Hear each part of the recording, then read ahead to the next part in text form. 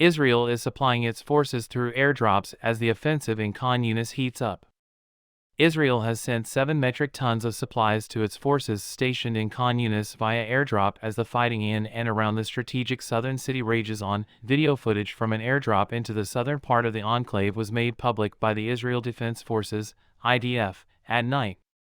The supplies were dropped to the battlefield from a C-130J transport plane. According to the IDF, 7 metric tons of water have been delivered. This is the first airdrop of supplies to Israeli forces during combat since the 2006 war in Lebanon with Hezbollah. This occurred on Sunday, as Israeli tanks made it to the heart of Khan Younis. Following a night of fierce fighting that had halted their advance from the east, somewhere to the west, fighter jets are dropping bombs.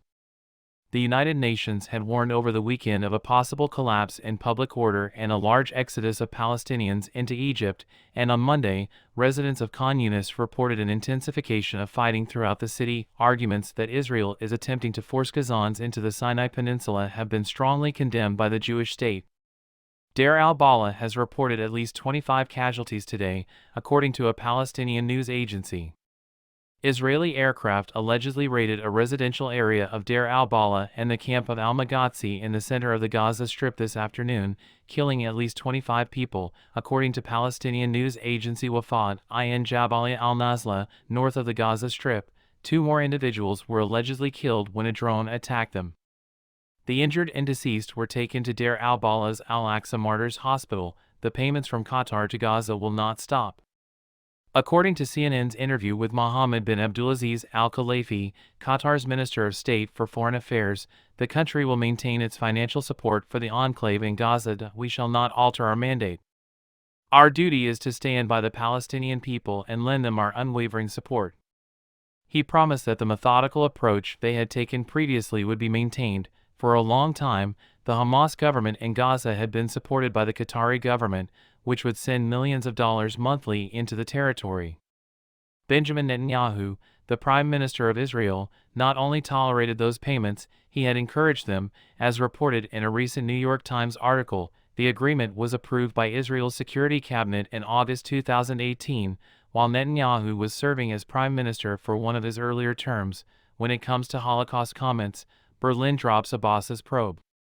Prosecutors in Berlin stated Monday that remarks made by Palestinian President Mahmoud Abbas about the Holocaust during a visit last year constituted inciting racial hatred.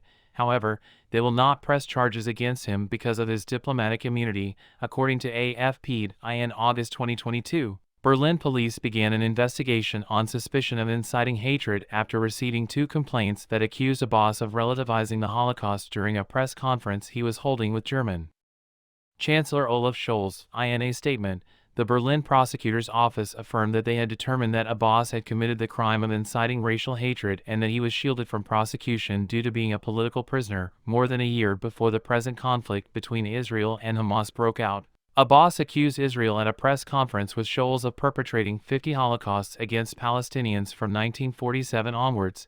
After much backlash, Scholz tweeted the following day that he was disgusted by the outrageous remarks made by the Palestinian leader, but he did not immediately confront Abbas on his remarks. Prime Minister Yair Lapid of Israel slammed Abbas' comments, describing them as not only a moral disgrace, but a monstrous lie.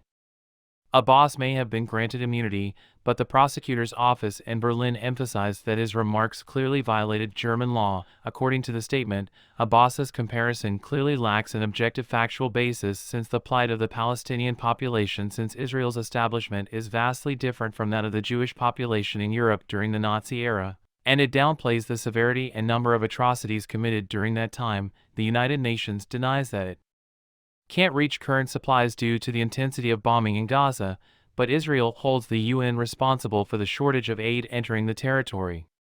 The Israeli Defense Ministry's division in charge of Palestinian civilian affairs has placed the responsibility for the humanitarian crisis in Gaza on the United Nations.